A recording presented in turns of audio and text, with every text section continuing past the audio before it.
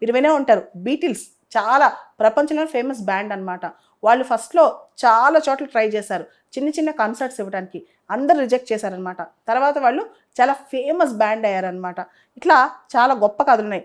Walt Disney news పేపర్లో కార్టూనిస్ట్గా వెళ్తే ఉద్యోగం రాలేదు అతనికి. న్యూస్ పేపర్లో నేను కార్టూన్స్ వేస్తాను, బొమ్మలు వేస్తానంటే అతనికి ఉద్యోగం రాలేదు. తర్వాత డిస్నీ ల్యాండే అతని పేరు మీద వచ్చింది, యానిమేషన్ మొత్తం అతనితోనే నడిచిందనమాట. ఇదంతా ఏంటి అంటే, మనిషి ప్రయత్నం చేస్తూ పోతే కొన్ని వందల సార్లు ఫెయిల్యూర్స్ వచ్చినా సరే ఖచ్చితంగా సక్సెస్ అనేది మన తలుపు తట్టుద్ది. ఒకవేళ రాకపోయినా ఆ ప్రయత్నంలో మనం చాలా నేర్చుకుంటాం అనమాట.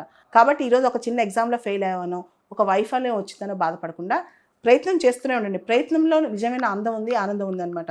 కాబట్టి కీప్ గోయింగ్. ఎవరు కూడా ఒక ఫెయిల్యూర్ వచ్చిందని, లేదా గబుక్కున ప్రిలిమ్స్లో ఫెయిల్ అయ్యామనో, మెయిన్స్లో ఫెయిల్ అయ్యామనో ఇలాంటి ఆలోచన పెట్టుకోకుండా నెక్స్ట్ ఇమీడియట్గా వెంటనే రికవర్ అవ్వండి. ఆ ఫెయిల్యూర్లో, ఆ డిప్రెషన్లో నెలలు గడపొద్దు. వెంటనే బయటకు వచ్చేసి నెక్స్ట్ ఏం చేయాలి, ఇంకా ఫాస్ట్గా, ఇంకా కష్టపడి మనం ఎలా ముందుకెళ్ళాలి, దీని మీద ఆలోచించండి. అంతేగాని ఫెయిల్యూర్స్ గురించి రిగ్రెట్ అవుతూ, రిపెంట్ అవుతూ అక్కడే ఆగిపోవద్దు.